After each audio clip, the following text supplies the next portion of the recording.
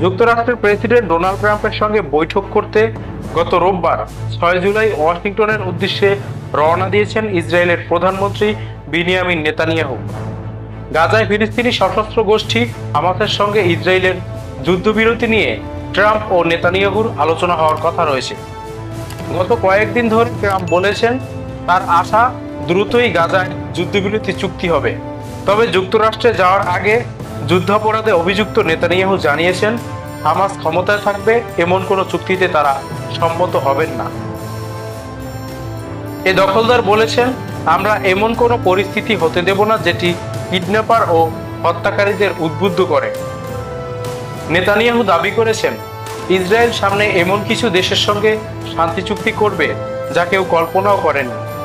সম্প্রতি Syria, Lebanon এমনকি Saudi আরবের সঙ্গেও ইসরায়েলের কূটনৈতিক সম্পর্ক স্থাপনের কথা উঠেছে।